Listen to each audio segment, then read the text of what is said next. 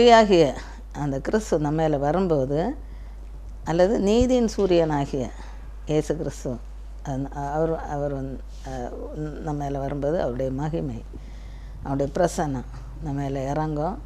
அது வெளிச்சத்தை நமக்கு தரும். அந்த வெளிச்சத்தின் மேலே வெளிச்சத்தை நம்ம மற்றவங்களுக்கு பிரதிபலிக்கிறவர்களாக நம்ம மாறுவோம். அதாவது இதனால் ஏதாவது பிரச்சனைகள் சோதனைகள் எல்லாம் அதில் இருக்கிறவங்க, அதில் பிரச்சனைகள்னாலே சோதனைகள்னாலே சிக்குண்டு இருக்கிறவங்க, அந்த ஜனங்கள் அதிலேருந்து விடுதலை ஆகிறதுக்கு நம்ம உதவி செய்யக்கூடியவங்களாக இருப்போம். ஆண்டவருடைய வெளிச்சம் நம்ம மேலே வரும்போது நம்ம கிறிஸ்துவன் அந்த வெளிச்சத்தை பிரதிபலிக்கிறவங்களாக இருக்கும்போது, யாரெல்லாம் பிரச்சனைகளில் இருக்கிறாங்களோ அவங்களுடைய பிரச்சனைகளை தீர்க்கிறதுக்கு ஒரு சொல்யூஷன் கொடுக்கக்கூடியவங்களாக இருப்போம். பிரச்சனைகளை தீர்க்கிறதுக்கு உதவி செய்கிறவங்களாக நம்ம இருக்க முடியும். இதில் ஏசாயா 52:1 என்ன சொல்லியிருக்குன்னா, எலும்பு எலும்பு சீயோனே உன் வல்லமையை தரித்துக்கொள் அப்படின்றது. சீயோனே அப்படின்னு சொன்னால் கர்த்தருடைய பிள்ளைகள். அவங்க என்ன செய்யணும்? வல்லமையை தரித்துக்கொள்ளணும். அதுபோல் பரிசுத்த நகரமாக எருசலேமே உன் அலங்கார வஸ்திரத்தை உடுத்துக்கொள்ன்றிருக்கு. இங்கே வல்லமை அப்படின்னு நமக்கு எப்படி கிடைக்குதுன்னா, இப்போ பரிசுத்த ஆவியானுடைய அபிஷேகத்தை நம்ம பெறும்போது பரிசுத்த ஆவியின் வல்லமை நமக்கு கிடைக்கும். அந்த வல்லமையை நம்ம தரித்து கொள்ளணும் அப்படின்றது. அபிஷேகத்தினால நம்ம நிரப்பப்படணும், வல்லமையை தரித்து கொள்ளணும். இங்கே அலங்கார வஸ்திரத்தை உடுத்தி கொள்ளன்றிருக்கு. அதுபோல் நம்ம ரெட்சிப்பன் வஸ்திரத்தை உடுத்தி கொள்ளணும். ரெட்சிப்பன் வஸ்திரத்தை உடுத்திட்டு நம்ம ஆண்டவருடைய பிள்ளைகளாக ஜீவிக்கிறதுக்கு பார்க்கணும். கர்த்தருடைய பிள்ளைகளாக நம்ம ஜீவிக்கணும். அங்கே பார்க்குறோம், தூக்கத்தை விட்டு எலும்பு விழாவில் அடித்து எழுப்புவான் இல்லை, யார் பேதருவேன் தூதன், தூக்கத்தை விட்டு எழுந்துரு அப்படின்னு சொன்ன போல் நம்ம என்ன செய்யணும்னா, மாயாகிய இந்த உலகத்தை விட்டு, மாயை விட்டு, சிற்றின்ப மோகத்தை விட்டு, உலக ஆசாபாசங்களை விட்டு, இச்சைகளை விட்டு என்ன செய்யணும்? எழும்பணும். அந்த மாதிரிப்பட்ட அந்த இச்சைகளை எல்லாம் உழைஞ்சிட்டு இருந்து நரகத்துக்கு நேராக போகக்கூடாது. இதிலேருந்து எழும்பி ஆண்டவருக்காக நம்ம பிரகாசிக்கணும், கடவுளுக்கு பிள்ளைகளாக ஜீவிக்கணும். ஒளி வந்தால் இருள் என்ன செய்ய தானே ஓடிப்போம். ஆண்டவர் பிள்ளைகளாக நம்ம மாறும்போது இருள் ஓடி போகும். அந்த சாத்தானுடைய வேண்டாத காரியங்களை என்ன செய்யணும்னா வெளியில் போயிடும். என்னென்ன கெட்ட சிந்தனைகள், கெட்ட செயல்கள், கெட்ட நடத்தைகள், இதை மாதிரிப்பட்ட காரியங்கள் எல்லாம் ஆண்டவருடைய அந்த வெளிச்சம் நம்ம மேலே உதிக்கும்போது, நம்ம ஆண்டவர் பிள்ளைகளாக மாறும்போது, ஆண்டவருக்கு பிரியமாக நடக்கும்போது, வேதத்தை வாசித்து வேதத்தின்படி நம்ம நடக்கும்போது இந்த மாதிரிப்பட்ட காரியங்களெல்லாம் என்ன செய்யணும்னா வெளியே போயிடும். இந்த சத்துரு சாத்தான் ஈரலாகிய சத்துரு சாத்தான் ஓடி போவான். சத்தனுடைய காரியங்களெல்லாம் வெளியே போயிடும். அவனுடைய கட்டுகள், அவன் கொண்டு வந்த அந்த வியாதி, பலவீனம், பிரச்சனைகள், போராட்டங்கள், அதுபோல் கடன் பாரங்கள், இது சாத்தானுடைய அந்த இதனால் வரக்கூடியது. சாத்தானுக்கு விருப்பமாக நடந்து அவனுக்கு அந்த மாய வலையில் சிக்கிறதுனால வரக்கூடியது இந்த கடன் பாரங்கள். இதெல்லாம் அந்த ஆண்டவரை நம்ம பற்றி கொள்ளும்போது இந்த மாயன் கட்டுகளெல்லாம் அறுக்கப்பட்டு போகும். மாயன் கயிறுகள் அறுக்கப்பட்டு போனால், அறுக்கப்பட்டு போகிறது மட்டும் இல்லை, அதெல்லாம் அந்த பரிசுத்த ஆவியின் அபிஷேகத்தினால பரிசுத்த ஆவியின் அக்கனே இந்த மாயன் கயிறுகளாக அறுத்து போடும். அப்படி அறுத்தா அதுலேருந்து நமக்கு ஒரு விடுதலை கிடைக்கும், ஒரு ஆசீர்வாதமும் கிடைக்கும். இந்த வேஷம் போடுறது, வேஷங்கள், மாய்மாலங்கள் இதெல்லாம் சுத்தமாக எரிஞ்சு போயிடும், அது ஒளிஞ்சு போகும். அப்புறம் என்ன சொல்லியிருக்குன்னா, அவர் இந்த தூதன் என்ன சொல்கிறாங்கன்னா, அறையை கட்டி பாதரட்சியை தொடுத்துக்கொள், வஸ்திரத்தை போடு, பின்னால் வா அப்படின்னு எல்லாம் சொல்லியிருக்கு.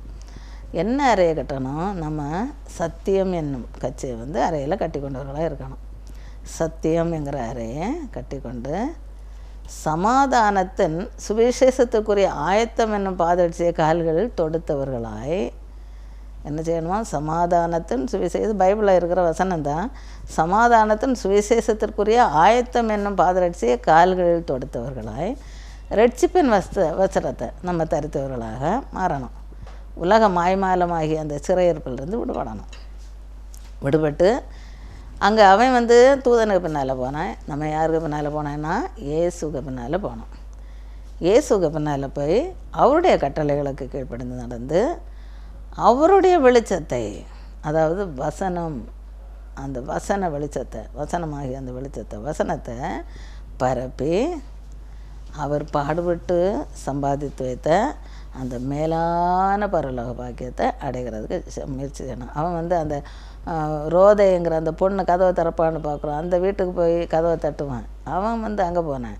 நம்ம என்ன செய்யணும்னா இந்த மாதிரி சத்தியன் அறையை கட்சி, அந்த சத்தியன் கட்சி அறையில் கட்டி சமாதானத்தின் சுவிசேஷக்குரிய ஆயத்தன்னு பாரிச்சு போட்டு ரட்சிப்பின் வஸ்திரத்தை தரித்து கொண்டு இந்த உலக மாய்மாலமாகிய அந்த சிறையிருப்பிலேருந்து நம்ம விடுபட்டு இயேசுக்கு பின்னால் போய் கர்த்தருடைய வெளிச்சத்தை, அதாவது வசனமாகிய அந்த வெளிச்சத்தை எல்லாருக்கும் சொல்லி அந்த வெளிச்சத்தை நம்ம எல்லாருக்கும் பரப்பி அவர் பாடுபட்டு சம்பாதிச்சு வச்சுருக்கிற அந்த பரலோக பாக்கியத்துக்கு நம்ம போய் சேரணும். அதை அடைகிறதுக்கு நம்ம முயற்சி செய்யணும் அப்படின்னு பார்க்குறோம்.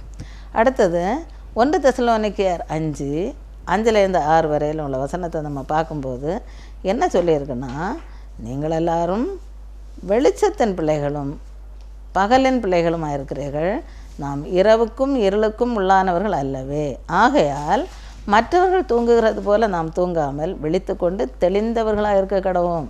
ஏன்னா நம்ம யாருன்னா வெளிச்சத்தின் பிள்ளைகள், அதுபோல் பகலின் பிள்ளைகளாக இருக்கிறோம். அதனால் நம்ம இரவுக்கும் இருளுக்கும் உள்ளானவர்கள் அல்ல. சாத்தானுடைய காரியங்களை செய்கிறதுக்கு உள்ளவங்க இல்லை, பிசாசுடைய கிரியைகளை செய்கிறவங்க இல்லை, பிசாசுடைய சித்தத்தன்மை நடக்கிறவங்க இல்லை. இரவுக்கும் இருளுக்கும் உள்ளானவர்கள் அல்ல.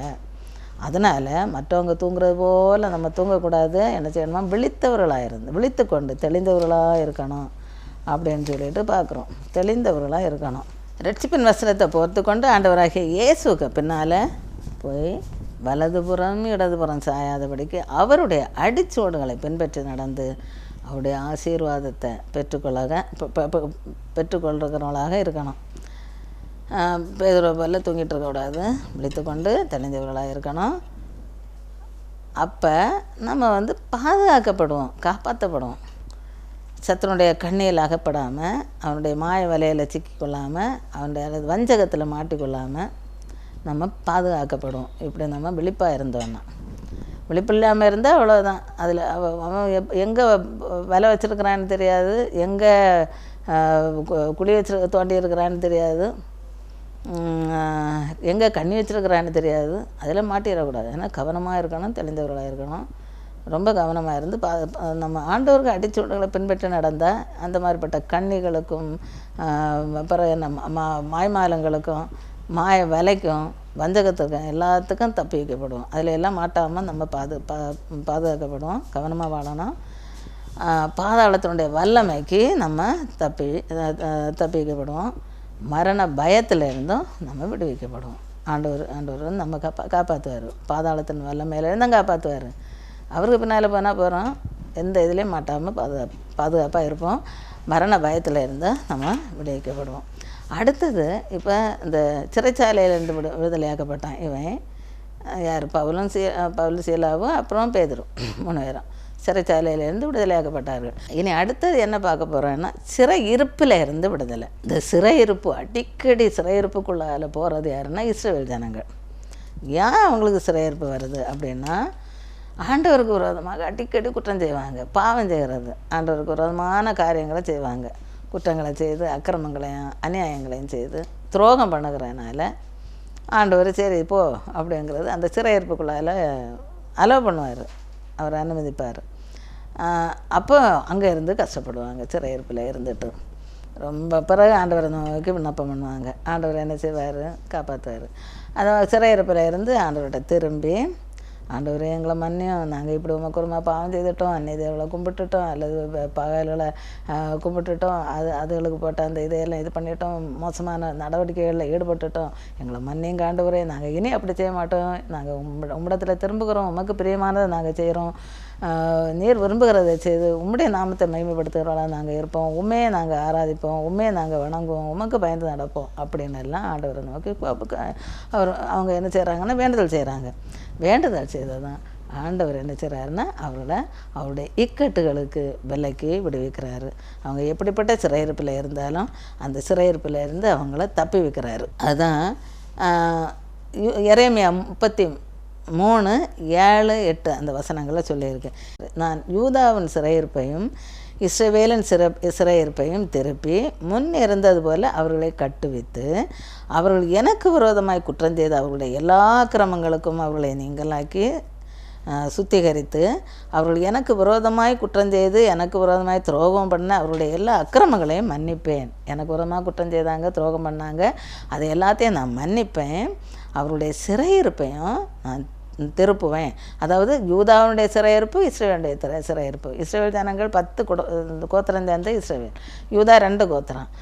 அப்போ அந்த யூதாவுடைய சிறையிருப்பையும் இஸ்ரவேலுடைய சிறையிருப்பையும் நான் திருப்பி முன்னே இருந்தது போல் அவர்களை கட்டுவித்து அவர்களை நான் கட்டுவிப்பேன், அவர்களை ஆசீர்வதிப்பேன், அவர்களை எல்லா அந்த அக்கிரமங்களுக்கு நீங்களாக்கி விடுவிப்பேன், சுத்திகரிப்பேன், அவர்கள் பண்ண எல்லா துரோகத்தையும் எல்லாத்தையும் நான் என்ன செய்வேன்னா மன்னிப்பேன் அப்படின்னு ஆண்டவர் சொல்கிறாரு. அந்த மாதிரி இஸ்ரவேல் ஜனங்களுக்கும் யூதா ஜனங்களுக்கும் உள்ள அந்த துரோகத்தையும் அக்கிரமத்தையும் மன்னித்த போல நாமும் அவர் ஆண்டவர்கிட்ட திரும்பினால அவர் மன்னிக்கிறாரு, ஏற்றுக்கொள்கிறாரு, திருப்பி அவர்களை ஆசீர்வதிக்கிறாரு. அதே போல் நம்மளும் இந்த துரோக வேலையெல்லாம் நிறைய பண்ணிட்டு ஆண்டவருக்கு விரோதமாக பாவம் செய்துட்டு இருக்கிறோம்.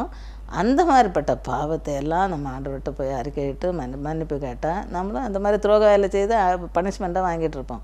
அந்த மாதிரி பனிஷ்மெண்ட்டு வாங்கினா என்ன செய்யணும்னா ஆண்டவரே நம்ம மன்னிங்க, நாங்கள் இனி இப்படி செய்ய மாட்டோம்னு சொல்லிட்டு மன்னிப்பு திரும்பி ஆண்டவர்கிட்ட திரும்பிட்டா போகிறோம். திரும்பி ஆண்டவருக்கு பிள்ளையாக ஜீவிக்க ஒப்பு கொடுத்தா ஆண்டவர் அதுலேருந்து என்ன செய்வாருன்னா சிறையிருப்பில் இருந்து எல்லாத்துலேருந்து விடுவிப்பார், ஆசீர்வதிப்பார் அப்படின்னு பார்க்குறோம். எரேமியா 30:3 என்ன சொல்லியிருக்குன்னா, இதோ நாட்கள் வரும் என்று கர்த்தர் சொல்லுகிறார், அப்பொழுது நான் இஸ்ரவேலும் யூதாவுமாகிய என் ஜனத்தினுடைய சிறையிருப்பை திருப்பி நான் அவர்கள் பிதாக்களுக்கு கொடுத்த தேசத்துக்கு அவர்களை திரும்பி வர பண்ணுவேன், அதை அவர்கள் சுதந்திரித்து கொள்வார்கள் என்று கர்த்தர் சொல்லுகிறார். அதாவது இந்த இஸ்ரவேல் ஜனங்கள் அவங்க செய்த பாவத்தினால பல இடங்களையும் சிதறடிக்கப்பட்டார்கள், பல கஷ்டங்களை அனுபவித்தாங்க. ஆனால் ஆண்டவர்கிட்ட திரும்பின போது ஆண்டவர் என்ன செய்கிறாருன்னா எல்லா இடங்கள்லேருந்து அவங்கள அங்கே கூட்டி சேர்ப்பேன் அப்படின்னு சொல்கிறாரு. அது போல் வந்தாங்க, திருப்பி அவங்க சுதந்திரத்து கொண்டார்கள். அது எரேமியா 30:10-11 ஆகையால் என் தாசனாகிய யாக்கோபே நீ பயப்படாதே, இஸ்ரவேலே கலங்காதே என்று கர்த்தர் சொல்லுகிறார். இதோ நான் உன்னை தூரத்திலும் உன் சந்ததியை தங்கள் சிறையிருப்பின் தேசத்திலும் இராதபடிக்கு ரட்சிப்பேன். யாக்கோபு திரும்பி வந்து அமர்ந்து சுகித்திருப்பான், அவனை தத்தளிக்க பண்ணுகிறவன் இல்லை. 11 உன்னை ரட்சிப்பதற்காக நான் உன்னோடே இருக்கிறேன் என்று கர்த்தர் சொல்லுகிறார். உன்னை சிதறடித்த எல்லா ஜாதிகளையும் நான் நிர்மூலம் பண்ணுவேன் அப்படின்றது. அதான் உன்னையும் நான் நிர்மூலமாக்காமலும் முற்றிலும் தண்டியாமல் விடாமலும் மட்டாய் தண்டிப்பேன். நான் அவங்களையெல்லாம் நிர்மூலம் பண்ணுவேன். உன்னை சிறைப்பிடிச்சாங்களே, உன்னை சிதறடிச்சாங்களே, அவங்களையெல்லாம் அந்த ஜாதிகளையெல்லாம் நான் நிர்மூலமாக்குவேன். ஆனால் அதை கர்த்தருடைய பிள்ளைகளுக்கு கொஞ்சம் இறக்கம் என்னன்னா, உன்னை நான் நிர்மூலமாக்க மாட்டேன், முற்றிலும் தண்டிக்கவும் மாட்டேன், ஆனால் தண்டியாமலும் விட மாட்டேன், தண்டியாமல் விடாமலும் மட்டாய் தண்டிப்பேன் மட்டாக தண்டிப்பேன் அப்படின்னு சொல்கிறாரு. அது கர்த்தருடைய பிள்ளைகளுக்குள்ள அந்த ஒரு சலுகை. மட்டாக தண்டிப்பேன், தண்டியாமலும் விட மாட்டேன். சரி, தப்பிதத்துக்கு தகுந்தாப்பில் கொஞ்சம் பனிஷ்மெண்ட் உண்டு. அந்த தண்டியாமல் விட மாட்டேன், முற்றிலும் தண்டியாமல் விட மாட்டேன், தண்டிப்பேன், அப்படி கொஞ்சம் தண்டிப்பேன், மட்டாக தண்டிப்பேன் அப்படின்னு சொல்கிறார். நிர்மூலமாக்க மாட்டேன் அப்படின்னு சொல்கிறார். ஆனால் மற்ற ஜாதிகளை நிர்மூலம் பண்ணுவேன் அப்படின்னு ஆண்டவர் சொல்கிறாரு. உன்னை கஷ்டப்படுத்தின, உன்னை நிர்மூலமாக்கின, உன்னை இந்த மாதிரி சிதறடித்த எல்லா ஜாதிகளையும் நான் நிர்மூலமாக்குவேன்னு ஆண்டவர் சொல்கிறாரு. கர்த்தருடைய பிள்ளைகளுக்கு இந்த மாதிரிப்பட்ட ஒரு சலுகை. அதனால் யாக்கோபே நீ பயப்படாத, இஸ்ரவேலே நீ என்ன செய்யாத, கலங்காத, நீ பயப்படவும் வேண்டாம், கலங்கவும் வேண்டாம். ஆண்டவர் பிள்ளைகளாக இருந்தால் அவங்க பயப்படவோ கலங்கவோ வேண்டாம். நான் உன்னை என்ன செய்வேன், ஆசீர்வதிப்பேன் அப்படின்னு சொல்லிட்டு ஆண்டவர் சொல்கிறாரு. எசாயா 5:3 என் ஜனங்கள் அறிவில்லாமையினால் சிறைப்பட்டு போகிறார்கள்னு ஆண்டவரே வருத்தப்படுகிறார். என் ஜனங்களுக்கு அறிவில்லை, ஆண்டவரை உறுதியாக பெற்றுக்கொண்டு அவருக்கு பயந்து நடந்தாலே போதும், எந்த ஒரு பிரச்சனையும் வராது. பிரச்சனைகள் வந்தால் கூட ஆண்டவரே அதை நமக்கு பக்கத்தில் வராமல் துரத்திடுவார். அவர் நம்ம ஆசீர்வதிப்பார், பாதுகாப்பார். ஆனால் நம்ம என்ன செய்கிறோம், ஆண்டவர்புறமாக துணிகரமான பாவங்களில் ஈடுபடுறது, ஆண்டவர்புறமான பாவம் செய்கிறது, பயப்படாமல் மோசமான காரியங்களில் ஈடுபடுகிறது. அதனால தான் இப்படி வருது. அதனால தான் ஆண்டவர் என்ன சொல்கிறாருன்னா என் ஜனங்கள் அறிவில்லாமையினால் சிறைப்பட்டு போகிறார்கள். அறிவில்லாமல் இருக்கிறனால இப்படி பயந்து நடந்தால் பிரச்சனை இல்லைன்னு தெரியலையே, பயந்து நடக்காமல் துரோக வேலை செய்கிறனால இப்படி சிறைப்பட்டு போகிறார்களே அப்படின்னு சொல்லிட்டு வேதனைப்படுகிறார் ஆண்டவர். நம்ம ஆண்டவருக்கு பயந்து நடக்கணும், ஆண்டவருக்கு பிரியமாக நடக்கணும். அப்படி நம்ம நடந்தேன்னா ஆண்டவர் ஆசீர்வதிப்பார். பிரச்சனைகள் அந்த மாதிரிப்பட்ட காரியங்களெல்லாம் வராது. உண்மையாக ஆண்டவருக்கு பயந்து நடக்கிறவங்களுக்கு ஒன்றும் வராது. கர்த்தர் எல்லாத்தையும் அவரே பார்த்துக்கிடுவார். அவர் நம்ம மேலே கண்ணோக்கமாக இருக்கிறார் அப்படின்றது. கண்கள், அவருடைய கண்ணை நம்ம மேலே வைக்கப்பட்டிருக்கிறது. எந்த பிரச்சனையும் வராமல் அவர் பாதுகாத்துக்கிடுவார்.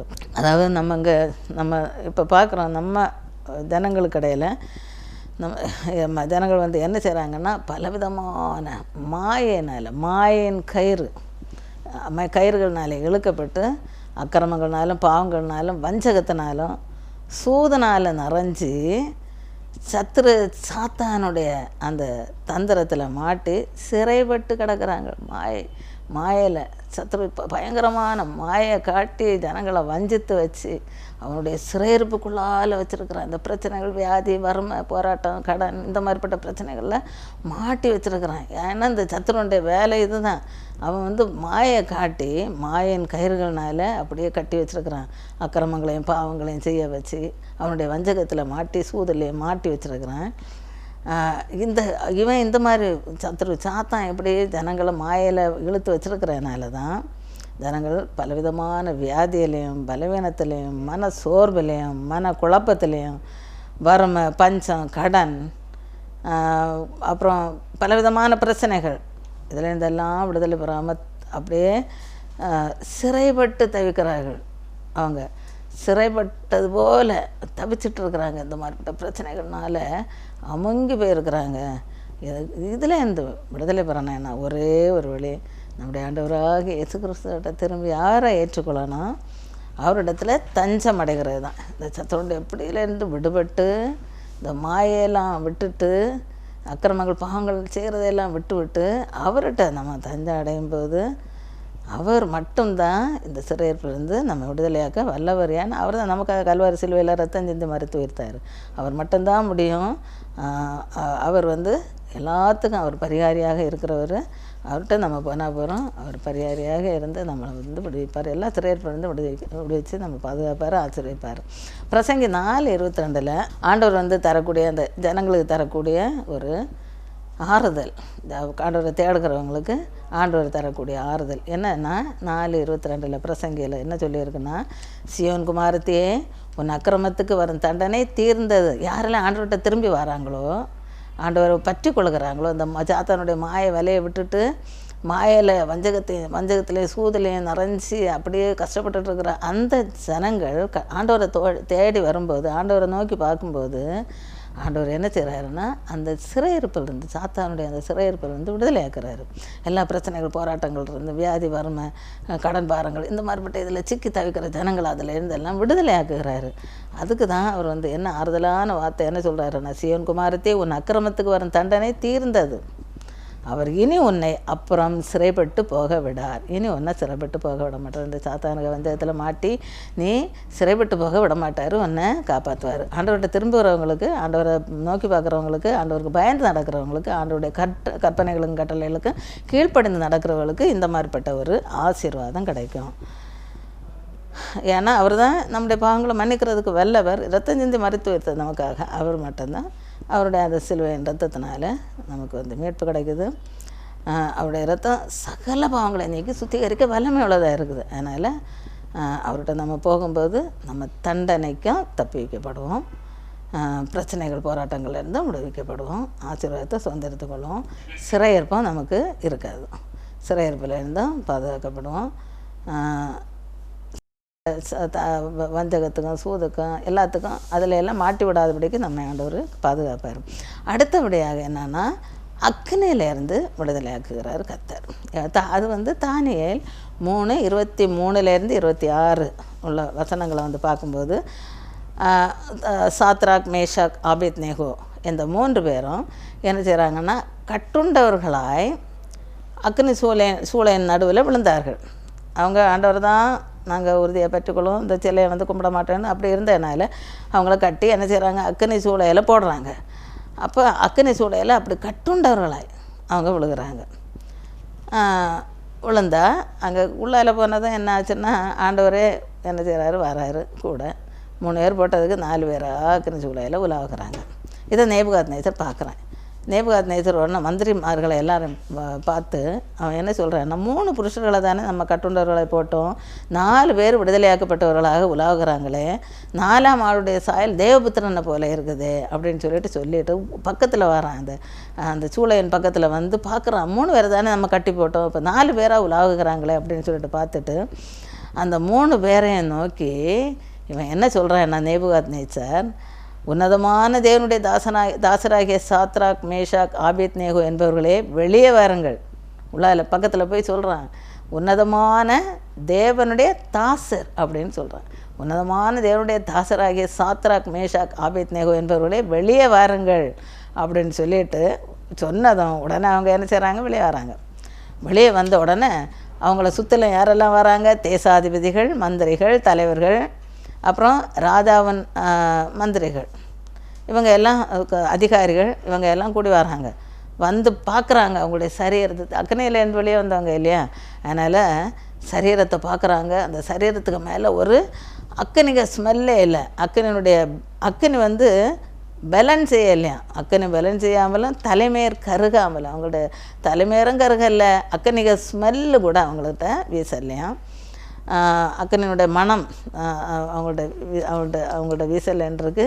அவங்க போட்டிருந்த சால்வைகள் எந்த ஒரு சேதமும் படலையா, சால்வைகள் சேதப்படாமல் அக்கனின் மனம் அவங்கள்ட்ட வீசலை. அவங்க எந்த ஒரு சேதம் இல்லாமல் வெளியே நிற்கிறத பார்க்குறாங்க. யாரெல்லாம் பார்க்குறாங்க, நேத்தை பார்க்குறான், தேசாதிபதிகள், அதிகாரிகள், தலைவர், ராஜாவின் மந்திரிகள், அப்புறம் ஜனங்கள் எல்லாரும் அவங்க எல்லாம் பார்க்குறாங்க. உடனே நேபுகாத்நேசர் அந்த ராஜா என்ன சொல்கிறான்னா, அவர்களை பார்த்து, சாத்ராக், மேஷாக், ஆபேத்நேகோ என்பவருடைய தேவனுக்கு ஸ்தோத்திரம்.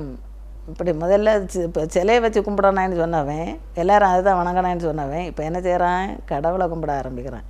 இவங்களுடைய அந்த ஒரு விசுவாசம், நம்பிக்கை, மரணத்துக்கும் பயப்படாமல் மரணத்துக்கு தங்களை ஒப்பு கொடுத்தாங்க. அக்கன்னு சூளையில் போடணும் அப்படியே ஸ்ட்ராங்காக ஆண்டவருக்கு மேலே பட்டுதலாக இருந்ததுனால, இந்த சிலையை நாங்கள் கும்பிட மாட்டோம், எங்களுக்கு கடவுள் இருக்கிறாரு, அவரை தான் நாங்கள் கும்பிடுவேன் ஸ்ட்ராங்காக இருந்ததுனால, இப்போ அக்கனையும் ஒன்றும் அவங்கள செய்யலை, மரண பயம் அவங்கள ஒன்றும் பண்ணலை, பயம் இல்லை அவங்களுக்கு, மரண பயம் இல்லை, தெய்வத்துக்கு மேலே உள்ள நம்பிக்கையினால் அக்கனையிலேருந்து அழகாக வெளியே வந்தாச்சு, எந்த ஒரு சேதமும் இல்லாமல் வெளியே வந்தது. இவங்க என்ன செய்கிறாங்க, அந்த நேபுகாத்நேசர் அவங்கள பார்த்து ஆண்டவருக்கு மகிமை செலுத்துகிறேன். அவங்கள பார்த்து என்ன சொல்கிறான், நேபுகாத்நேசர், சாத்ராக், மேஷாக், ஆபேத்நேகோ என்பவர்களுடைய தேவனுக்கு ஸ்தோத்திரம். அவர்கள் தங்களுடைய தேவனை தவிர வேறொரு தேவனை சேவித்து பணியாமல் அவரே நம்பி ராஜாவின் கட்டளையை தள்ளி தங்கள் சரீரங்களை ஒப்பு கொடுக்குறாங்க. எதுக்கு, மரணத்துக்கு. தங்கள் சரீரங்களை ஒப்பு கொடுத்ததுனால அவர் என்ன செய்கிறாரு, தமது தூதனை அனுப்பி, இங்கே 4 பேராக உலாகுறாங்க, தம்முடைய தூதனை அனுப்பி அவங்களும் விடுவித்தார், தம்முடைய தாசரை விடுவித்தார். அதனால் இனி சாத்ராக், மேஷாக், ஆபேத்நேகோ என்பவருடைய தேவனுக்கு விரோதமாக தூஷண வார்த்தை எவனும் சொல்லக்கூடாது. அப்படி தூஷண வார்த்தை யாராவது சொன்னாங்கன்னா அவங்க ஜனத்தில் இராதபடிக்கு அழிந்து போவார்கள், அழிக்கப்பட்டு போவார்கள். அப்படி தூசண வார்த்தை சொல்லுகிற எந்த ஜனத்தானும், எந்த ஜாதியானும், எந்த பாஷைக்காரனும் துண்டித்து போடப்படுவான், அவங்களுடைய வீடு எருக்களமாக்கப்படும் அப்படின்னு சொல்கிறான். அந்த அளவுக்கு அவனுக்கு கடவுளுக்கு மேலே பற்றுதல் வந்தாச்சு. சிலைக்கு மேலே இருந்த பற்றுதல் இந்த சாத்ராக், மேஷாக், ஆபேத்நேகோ என்பவருடைய அந்த விசுவாசத்தினால, அந்த நம்பிக்கையினால், அந்த விசுவாச நம்பிக்கையினால் அவங்க அக்கனிக்கும் தப்பிக்கப்பட்டாங்க. இப்போ ஆண்டவரை எல்லாரும் கும்பிடும்படி அவங்க ஆக்கியிருக்கிறாங்க. எல்லாரும் என்ன, நேபுகாத்நேசர் அப்புறம் அவங்க எல்லாரையும் கடவுளை நோக்கி பார்க்கும்படியாக, ஆண்டவரை ஒர்ஷிப் பண்ணும்படியாக அவங்க இது ஆக்கியிருக்கிறாங்க. அதாவது அவன் என்ன சொல்கிறான்னா, இந்த மாதிரி அவங்களுடைய இந்த சாத்ராக், மேஷாக், ஆபேத்நேகோ என்பவர்களுடைய தேவனுக்கு விரோதமாக யாராவது எந்த ஜாதியானாலும் சரி, எந்த ஜாதியில் உள்ளவனானாலும் சரி, எந்த ஜனத்தில் உள்ளவனானாலும் சரி, எந்த பாஷை பேசுகிறவனால இருந்தாலும் சரி, அவன் துண்டித்து போடப்படுவானான். தேவனுக்கு விரோதமாக தூஷண வார்த்தை வேணா சொன்னான். அவன் துண்டித்து படப்படுவான், அவனுடைய வீடு எருக்களமாக்கப்படும் அப்படின்னு சொல்லி அது என்னாலே தீர்மானிக்கப்படுகிறதுன்னு நேபுகாத்நேச்சார் வந்து சொல்கிறாரு. ஏன்னா இவ்விதமாக ரட்சிக்கத்தக்க தேவன் வந்து வேறொருவரும் இல்லை, என்ன அழகாக ரசித்திருக்கிறாரு. அவர் மேலே உள்ள நம்பிக்கை அவங்க வச்சுருந்ததுனால என்ன அழகாக அக்கனிக்கு இரையாக ஒப்பு கொடுக்காம ஆண்டவர் என்ன அழகாக வந்து அவங்கள காப்பாற்றிருக்கிறாரு. இவ்விதமாக ரட்சிக்கக்கூடிய தேவன் ஒருத்தரும் இல்லை, வேறு ஒருவரும் இல்லை அப்படின்னு சொல்லிட்டு சொன்னான். இப்படி ஆண்டவர் என்ன செய்கிறாரு, அவரை நம்பினவர்களை காப்பாற்றுகிறாரு. காப்பாற்ற அவர் வல்லவராக இருக்கிறாருங்கிறத இதிலேருந்து பார்க்குறோம்.